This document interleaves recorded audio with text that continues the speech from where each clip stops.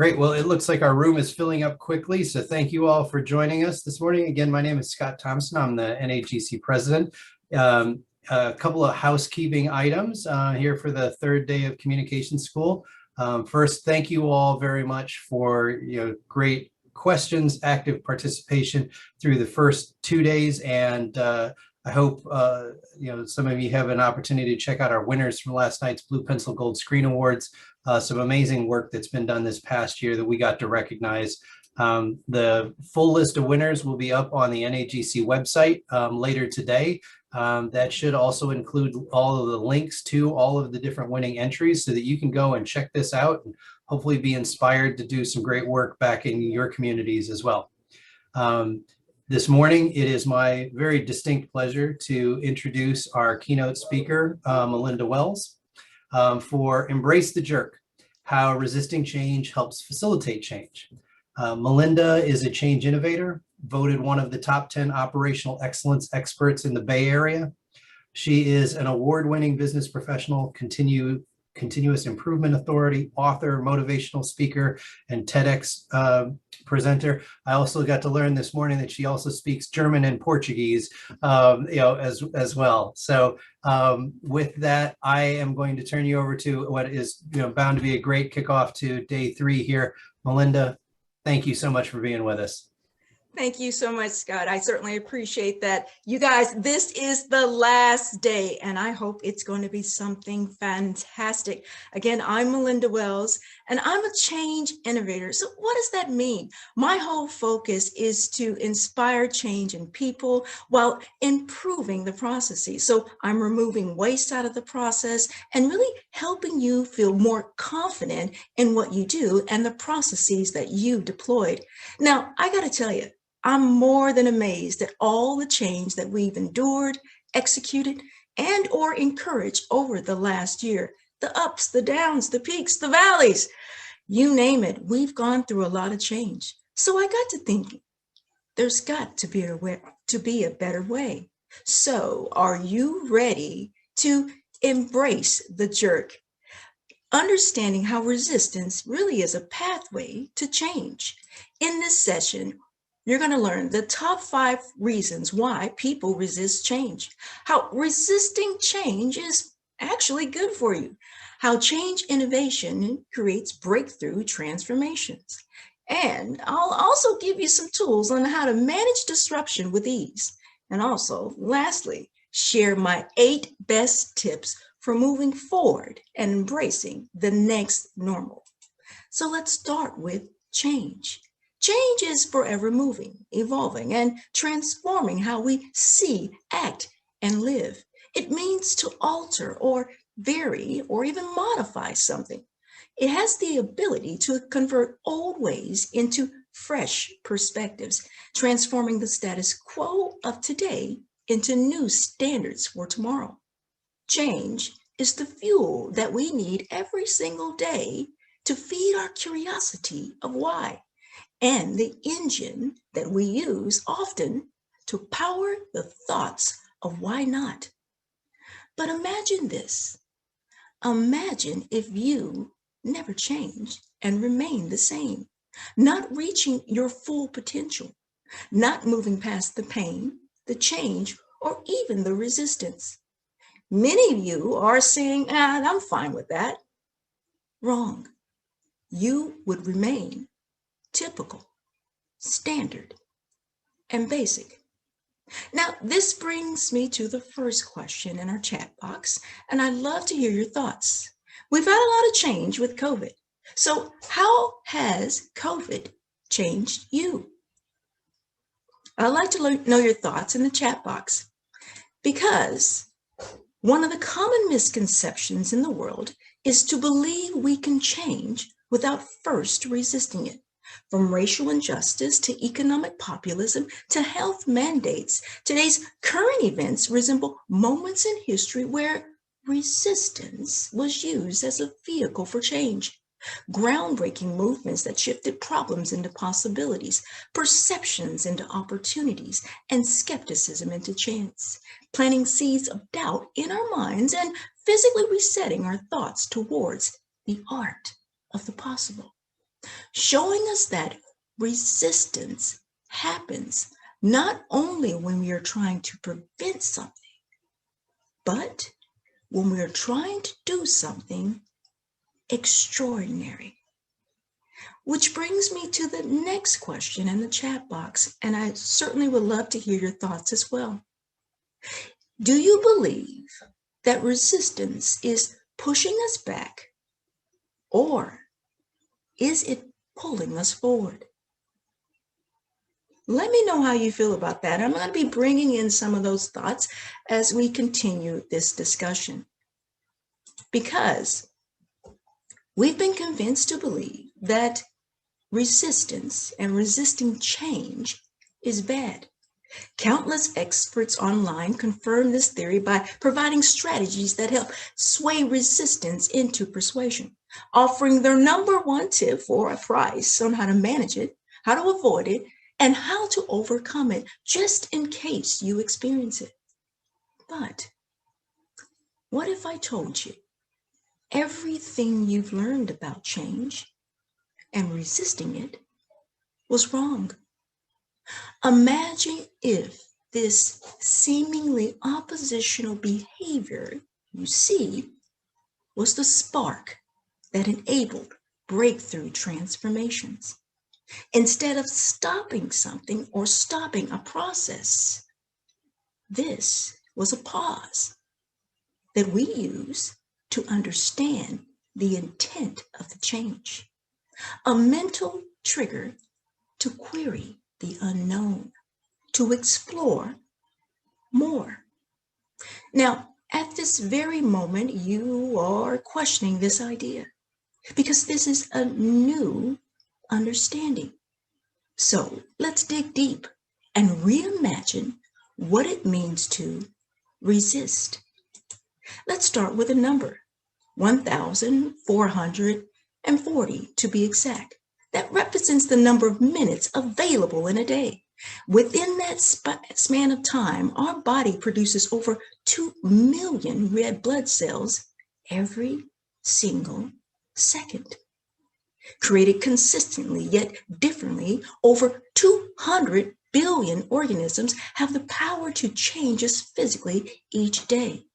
Changes that affect our height, appearance, and fight off sicknesses that we'll never see.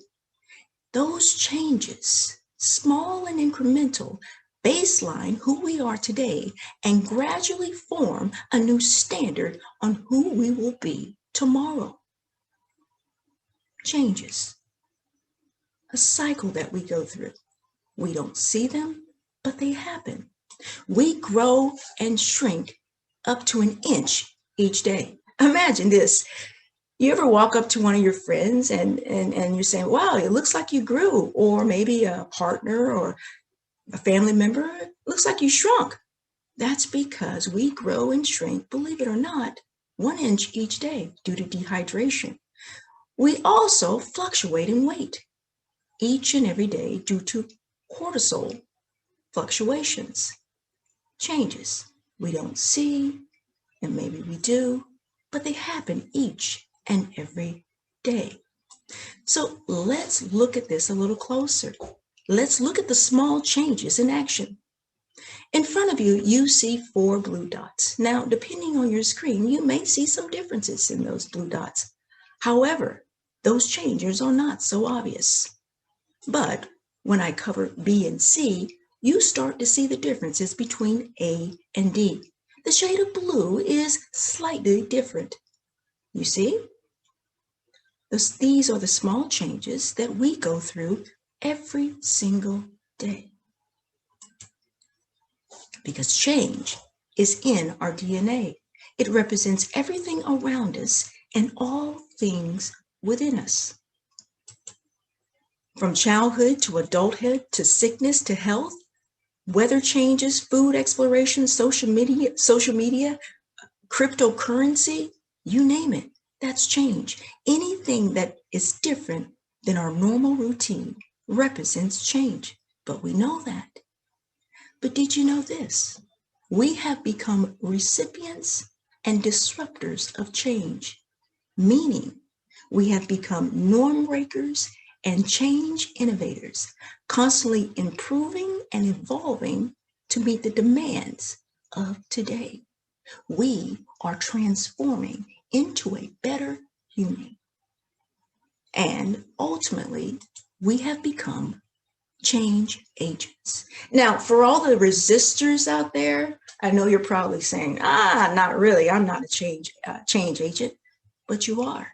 From the moment you were born, you have been built to accept, deploy, encourage, inspire, and move through change.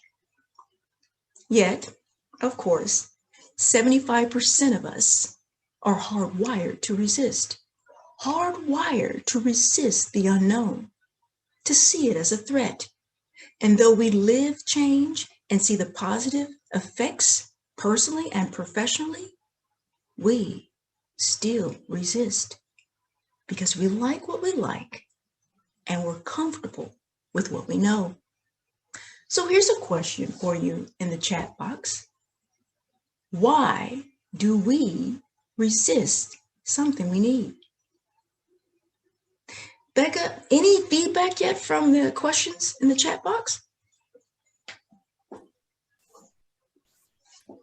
Melinda, we've gotten quite a bit of feedback. So folks are talking about that really, it's all about your reaction to change and whether this becomes a positive or a negative thing. Pausing is always great. I've loved how things slowed down due to the pandemic as one of the changes that they were going through. And another person just noted that the pandemic put us into hyperdrive, and right now we're just finally starting to catch our breath from some of these pieces. Absolutely. Scott, thank you so much for the feedback. Perfect. So yeah, change is very, very interesting. We go through it every day, and I do believe that the pandemic has really put us into hyperdrive with regards to change. But have you noticed this? The changes that you see every single day, you have become somewhat numb to them. You've come to expect that there will be something that breaks the news the day before. It's interesting how we have transformed and become one with change. I got to tell you a little secret about myself, and I'm sure Scott can relate. I'm a change resistor. I've been karate chopping, kicking, and resisting change ever since I was born. And I got to tell you, for the parents out there, here's the deal. I had a special outfit that I love to wear every single day. And my mom, she wanted to wash that outfit, but I didn't let her. And I wanted to put that outfit on every single day without fail because I felt inside that I was a princess and I needed to show the world that I was that. But the struggle is real. Kids also go through a bit of change resistance, but they go through it because they don't have enough information. Meaning this, the dress I had was the only princess dress I had. I didn't have anything in my closet to compare it to. So my parents were asking me to move into the unknown to wear something else, but I didn't have enough data that could compare it to what I had. Very interesting if you think about it from that perspective. So now that we know that I'm a naysayer or a change resistor, let's look at some change personalities. The first one we'll start with is a naysayer. Now, a naysayer is a person who criticizes, objects to, or opposes change. They're skeptical about everything. I call them the leader of the change resistor crew, the head honcho of, if it's not broke, don't fix it.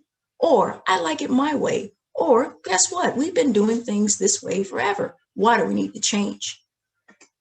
This individual you'll come across, especially when working in communications, change, or even process improvement. Now, in the next corner, we have its arch nemesis, the yaysayer, the gung-hos of everything, the let's do it of the world. Someone who is very open to change. They want to change everything, irregardless if it works or not. But there is another personality, a personality that can really Go either way. They are a part of the no worries game. I don't care. It doesn't matter. They don't want to create any rift between the naysayer and the yaysayer. So whatever happens is whatever happens. They are called the neutralizer. Now, considering that we see these personalities here, let's take a moment to take a poll. I'd like to know who's in the audience and what type of change personalities we have. So the first polling question is, what type of change personality are you?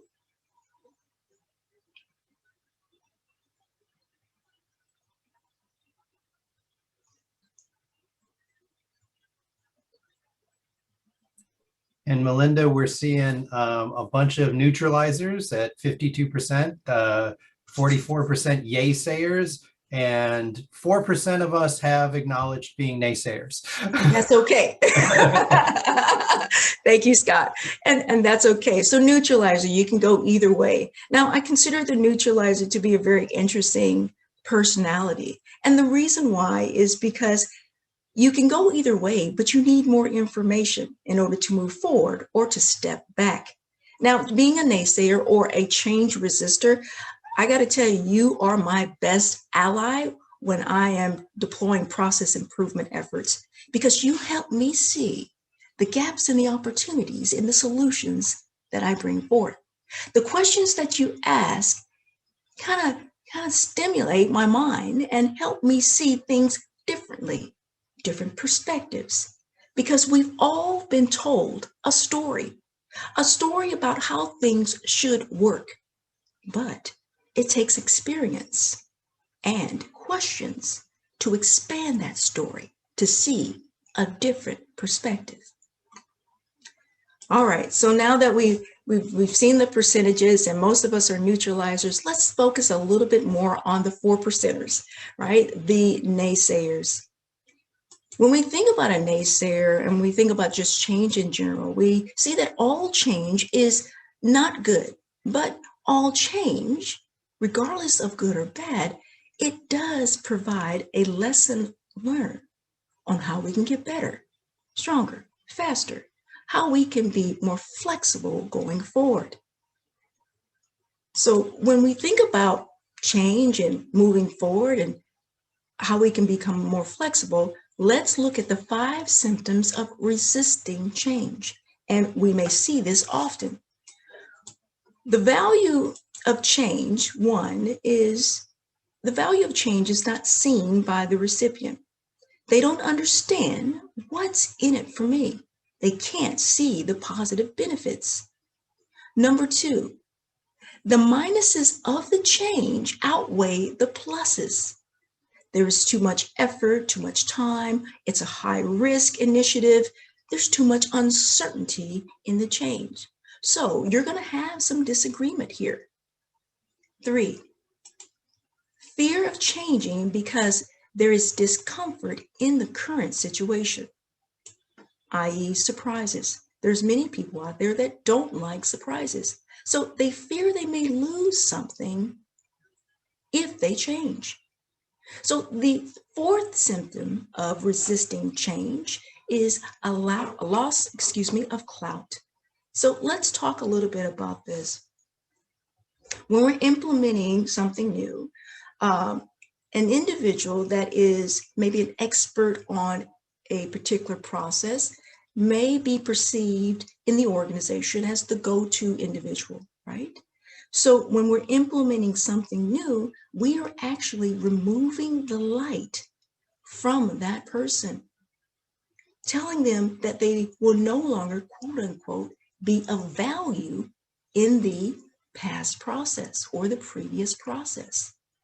So they feel like they are losing clout, they are losing respect, they won't be seen in a spotlight any longer, or their value would not be as it once was.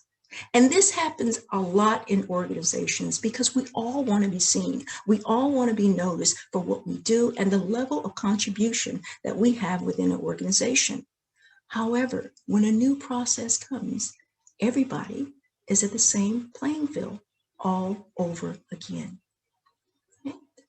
And the last symptom of resisting change is to avoid the situation altogether. Put it off for later. I had a friend who actually had a small house fire. She was cooking and she had a small house fire. And it was really interesting to see her actually walk away from the fire. Instead of getting the fire extinguisher in the kitchen and putting the fire out, she walked away. She says, I don't want to deal with it. It'll go away. Now, maybe the change that we go through in organizations or we deal with it on a daily basis is not that extreme, but there are individuals out there that think if they don't pay attention to the change, it will inevitably go away. Okay. So here's a question for you in the chat box. What resistance to change symptom have you experienced or are currently displaying?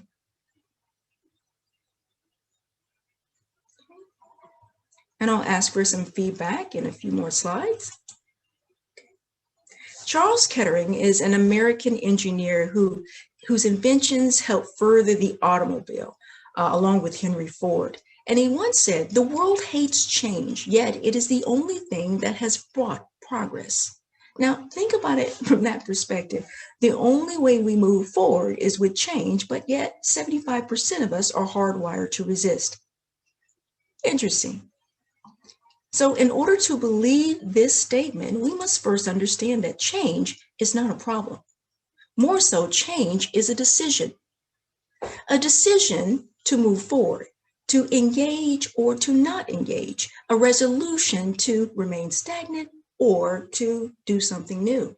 Change is the bridge to taking a chance. People have to choose to change. They have to take a chance to move forward.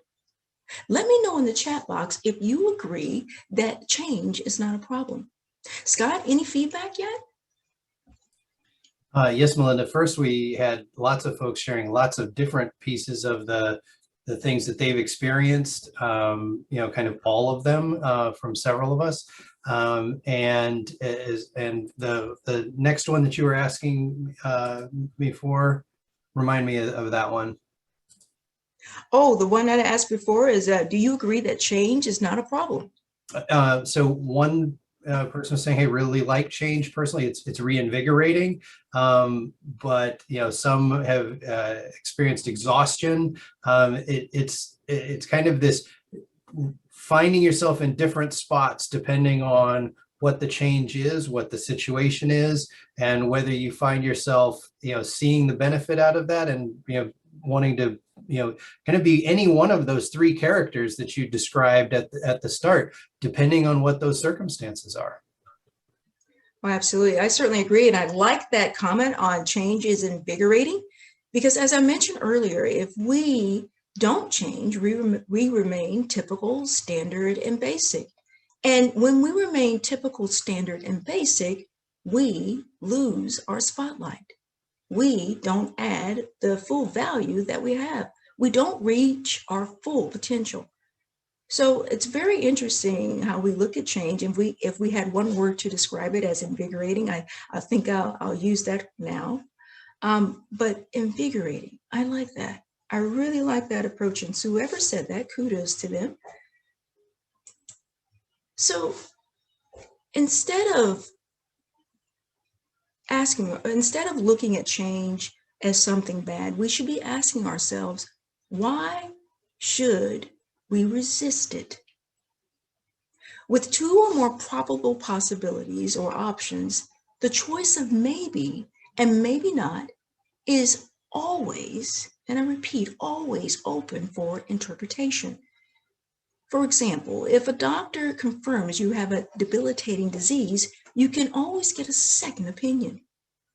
Now, that opinion or that data may show otherwise. And when you look at that data, that becomes an alternate fact, a way to kind of help you ease into the change.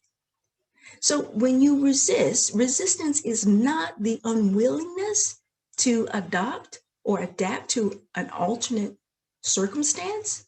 It is an invitation to learn and to query the unknown, to explore more. Now, neuroscience confirms this. This is really how our brains work the way they do. Science gives us some insight into how things are working and how do we see uncertainty. There are two parts of the brain: the prefrontal cortex, which is the human brain, the thinking, reasoning, and questioning section of our minds, and the amygdala, the hidden brain. Now, this portion of the brain works most often every day for us. It works to basically bring up habits and routines. This is the part of the brain, even though it's very small, this is the part of the brain that does most of the heavy lifting every single day.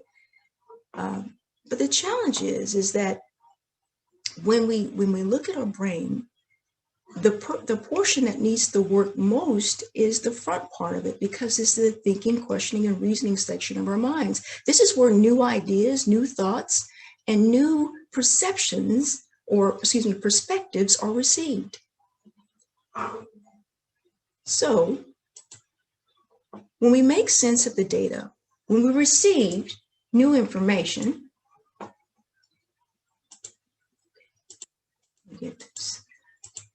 so this is how our brain works. We get new information, the brain takes this information and it starts to make sense of it. It's received right here in the amygdala, and it starts to make sense of that information. It compares it to routines or patterns or habits that we currently have. Now, if it's a habit, that's great. We're going to respond very quickly. However, if it's not a habit, we start to resist. Now, when we resist, the first line of defense is to ask a question. Why are we doing this? Why does this make sense? What's in it for me? Right? And so we start to resist because this goes against the story that we have been told, the information that we have received. It goes against that. So we start again asking questions, and we resist, we push back. That's how our brains work. Now, in the chat box, this is a bonus question. I like to get your thoughts on this concept, on how we process data. Does it make sense to you? And while I get some feedback, let's talk a little bit about red blood cells. Now, the way we resist and the way that we respond to change, it is very natural. We do this every single day. Remember when I talked about our red blood cells earlier and how they continue to reproduce every single day? This is an example of our body changing and protecting us without us even knowing it.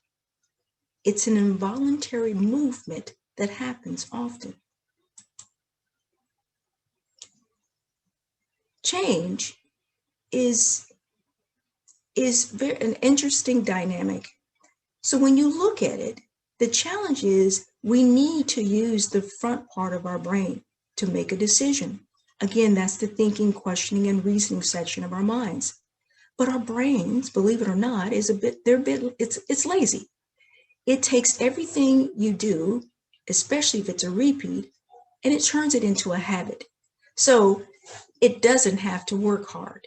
And that's important because our brains, the front part of it, uses about 20% of our energy. In the days where food was very scarce and people tried their best to conserve energy, which meant relying very heavily on the hidden brain, they had to survive by doing that. So everything was repetitive. But even today, most of our decisions and perceptions come from the hidden brain. That's the story that we've been told. Those are the routines that we deploy each and every day. The truth is, resistance to change not only represents a judgment made by the brain, it also is a need to understand. As I mentioned earlier, resistance helps us query the unknown. It helps us understand what is the more we want. It is a natural curiosity we have and is a natural part of our learning cycle. So let's see this in action. So I'd like for you to do an exercise with me. I'd like for you to cross your arms. Okay. Now, cross your arms in the opposite direction. Okay. Finally, cross your arms differently than what you did the first and second attempt. And I'll give you some time here because crossing your arms can be a little tricky. Okay. So this is the next polling question. How many of you thought the first, second, or third attempt was harder? Which one was the hardest to do?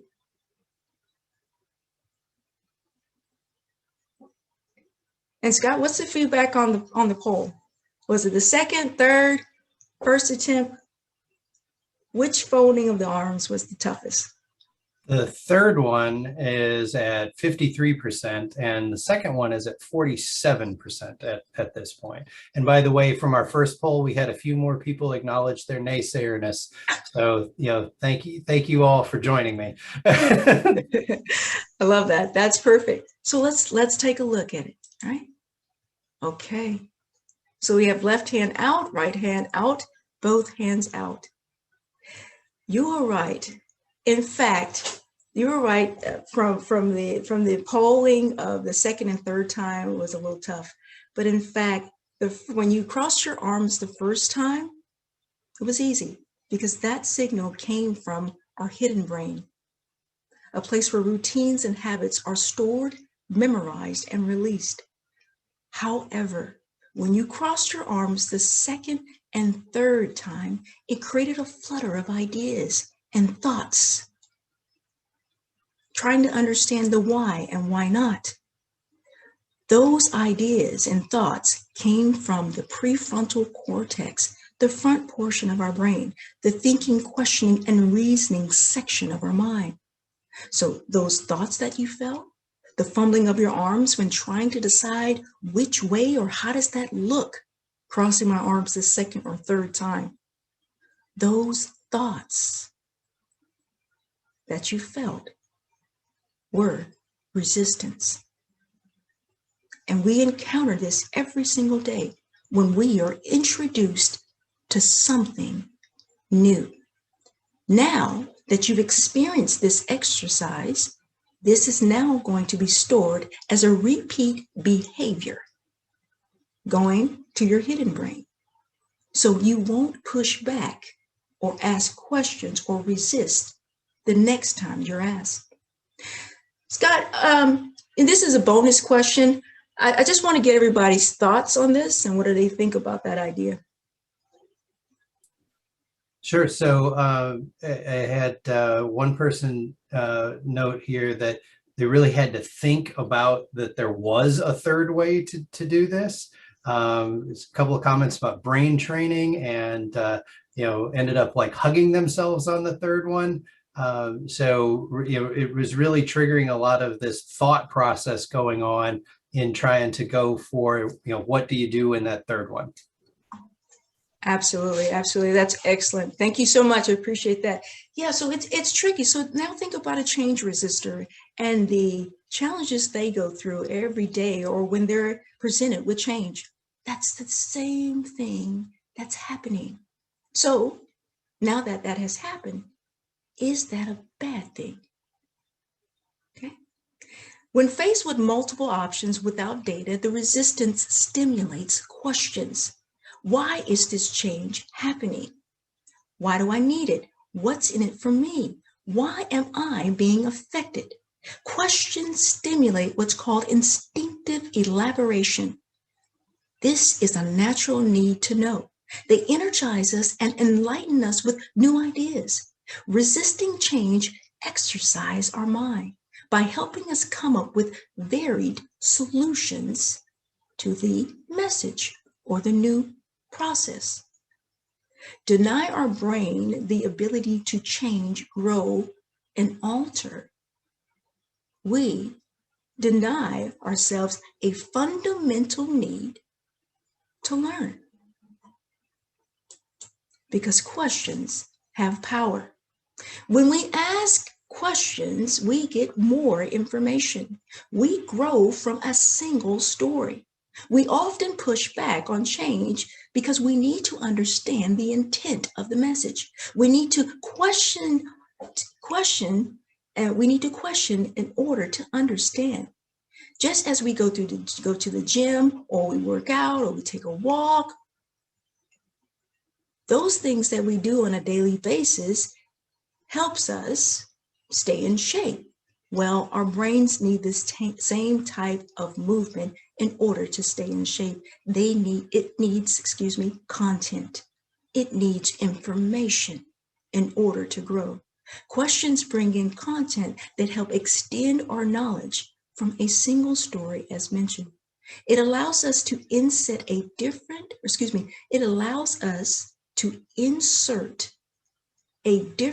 angle into the content. And I'll say that again.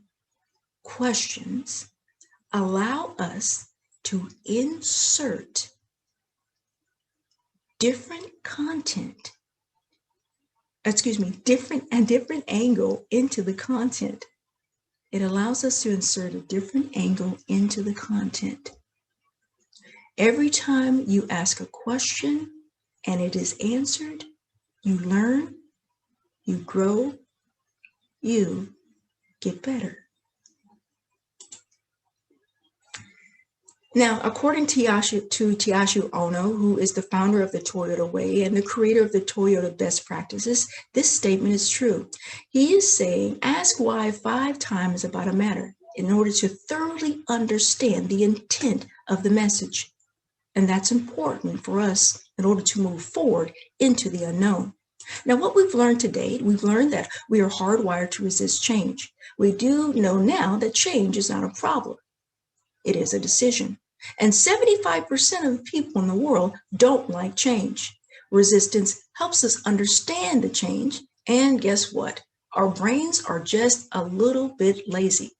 But they're lazy because choice depends upon the story that the brain creates. And in order for the brain to be effective at storytelling, we have to feed it with information. And the way to feed it with information is to ask questions.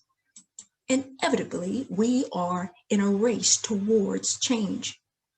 When we look at the first quadrant, we see that resist, as I mentioned earlier, is a calculated judgment made by the brain about our surroundings, about the story, about the intent of the message. This is when we initially push back because we don't understand the change. There is something different. There is something off from our normal routine. So we resist. In the aware stage, we're starting to gain some insight about the change. We're starting to look at different possibilities on why the change is happening, starting to tell ourselves infinite stories about the change. We're talking to our friends, our parents, our colleagues, team members, helping them through the situation and also helping ourselves learn as well. So we're becoming aware. Now, in the convinced stage, after we're talking to our friends and our colleagues and significant others, we are actually doing something very interesting here. We are not only convincing ourselves of the change, but we are also marketing the change. If you look at convince like small little bubbles, you see what happens is we have one person that's talking about the change. They have their own social bubble. So they're talking to those people, and those people have their own social bubble.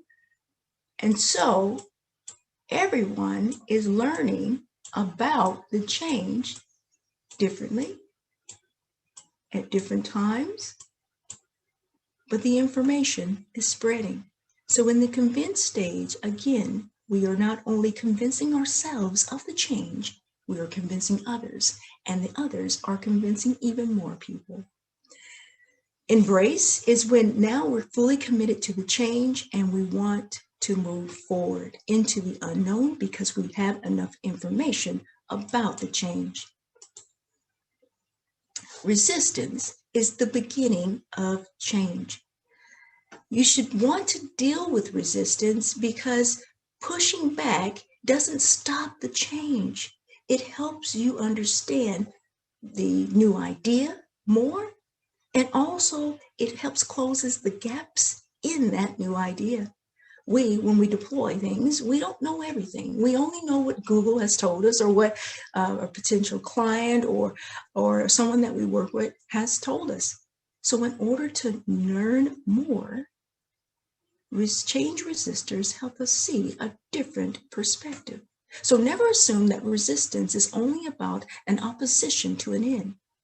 It may very well be the process of getting to the beginning. This is evident in a quote by Growth is Inevitable. Sometimes when we don't have the courage to change, everything around us changes and grows. And we see this every single day. Now, I'll be honest, the changes that we see, we may not notice them a week later.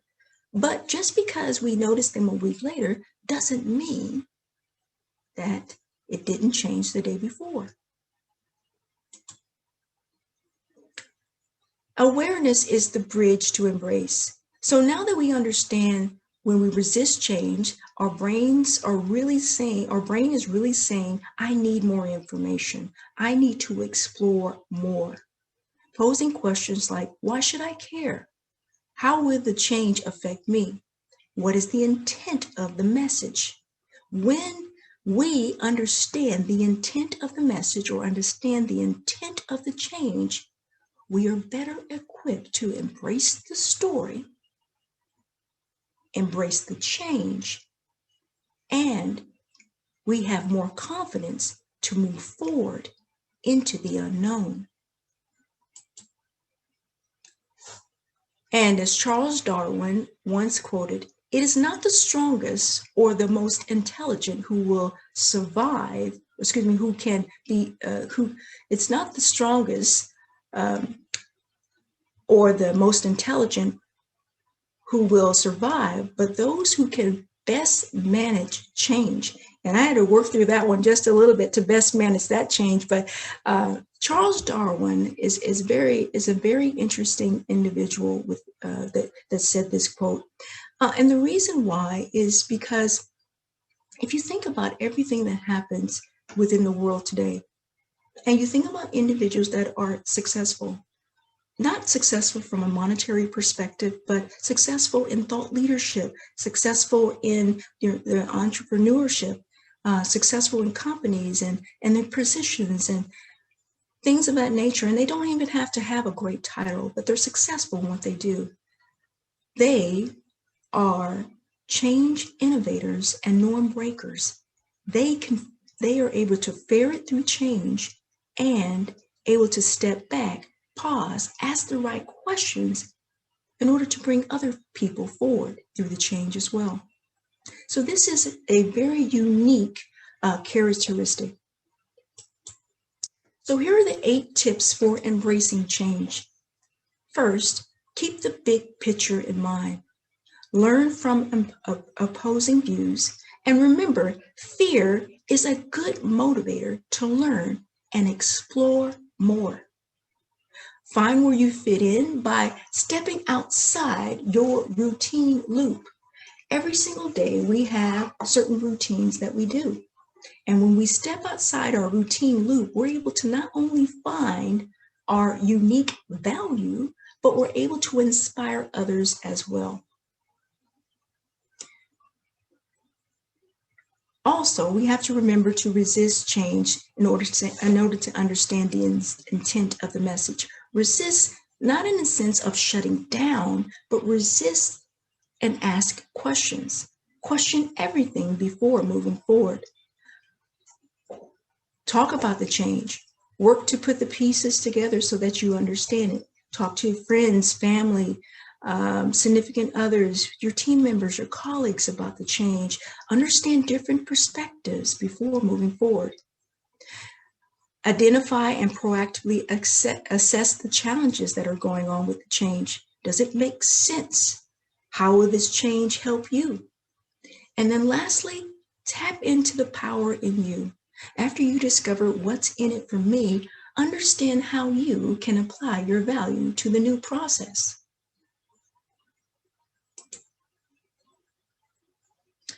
I have a quote that I use quite often with regard to change and change innovation. Change is not the end of your individuality. It is the beginning of how much greater you can be. Because every next level of your life will demand a different version of you, a smarter, wiser, more agile individual. So I ask you, I leave you with this.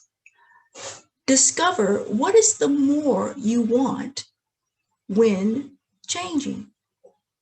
Understand that resistance has the power to not only help you has the power to not only help you move forward, but it also has the power to give you the confidence to understand the unknown, to assess gaps and opportunities in process, and to help you be a better human. Thank you.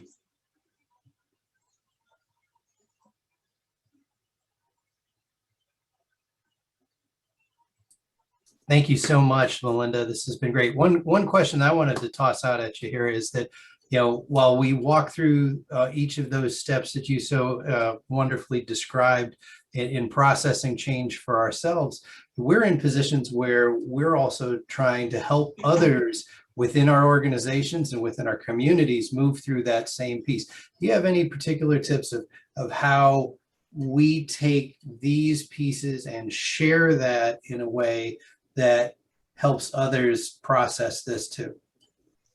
That's an excellent question. And you know what, I was actually going through a little change over here. I actually had some technical issues in the last 15 minutes of my presentation. I couldn't get back to the other slide. You did great. So I appreciate that. Change is a very fine line. And so when presenting this, I think I answered a question last night. The first thing is to communicate. A person asked the question about, is communication more strategic? And then how do we deliver or deploy this information? The first thing we have to understand, there are different types of individuals or entities within our organization. There's strategic, operation, and tactical. So the message that we relay has to be relatable, reliable, and routine. Relatable in the sense where if you're talking to someone who is physically tinkering and putting together a widget or a process, the information you're communicating to them has to be relatable so they can understand their quality of life and how their quality of life merges with what they do professionally. From an operational perspective, these are our frontline managers. So when we're talking about information being reliable, they have to communicate to their teams often. So the information has to be timely, it has to have a frequency, and they have to be able to have somewhat of a job aid. Let's just consider what you see here, 8 tips for embracing change, a job aid. They have to have something visual so their team members can see, whether that's digital or maybe a paper copy, something that they can refer to it all given every single time. Why? Because change requires, again, routine. So from a strategic perspective, we have to get the buy-in from leadership. In addition to that, it has to be a set routine that leadership is not only actively engaged with the change, they are the biggest cheerleader with the change, and those leaders are actually going out and talking to individuals, frontline managers, talking to our tactical workers about the change, and then helping them move forward into it. So communicate, and make it routine, reliable, and relatable. Thank you, Melinda. I'm also going to take one more comment from out of the chat and kind of turn it into a question. There was a note about how we've seen this resistance and acceptance journey, for folks, with the whole, issue of masks during COVID, and people are still in very different, phases of this. I was wondering if you could look at that and kind of share some of your thoughts about why that has worked for some people, why that has not worked for other people at this point, and kind of what we can do as communicators, in helping our communities through that, because of the impact that this has on all of us.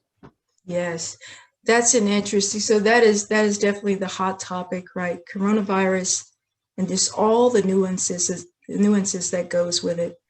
I think personally, I think people were reluctant to don the mask because there wasn't enough information that was presented. Furthermore, the mask broke a routine of every day we see people smile, we see them laugh, right? We talk to them, we see movement in their mouth, we see everything. And the challenge is that with the mask, we're not able to see that. So it went against everything that was a routine or habit. We had questions about it. And when we would surf the web, we didn't have answers, right? We knew some things about the mask, meaning that, well, if you wear the mask and you stay 6 feet away, then, you can protect yourself from a coronavirus, but that's all we knew. So I think that if we had more information about wearing the mask, we would have more people that will enable this activity or would don the mask. And I think the coronavirus gets a little tricky sometimes because even if we consider the vaccination, the same thing, right? A lot of us are reluctant to get vaccinated because we don't have enough information. We think there's not enough historical information available as well. So I think that when we get more information about a certain new process, new idea, new concept, we are more reluctant to move forward. Great. Melinda, thank you so much. This has been a fantastic presentation. Absolute delight to have you with us. Really appreciate your time. That's going to bring us to the end of this session. Our breakouts will be starting up in just a few minutes, so you can check there. Please, if you have an opportunity, please also take a chance to visit with some of off of Whova, some of our sponsors for Communication School this year, including Civic Engage, 10 Care, North American Network, and our primary exhibitor, Meltwater, which I know a lot of you have been engaging with, sharing some of your own experiences and talking with the folks from Meltwater throughout the week so far. So please take an opportunity to do that. The slide deck from Melinda's presentation and others will end up in the documents area, which you can continue to go back to even after the conference is over. And with that, thank you all so much, and we'll look forward to the rest of the day. And Melinda, again, my sincere thanks. This was absolutely wonderful. Thank you, Scott. Thanks, everyone. Have a great day.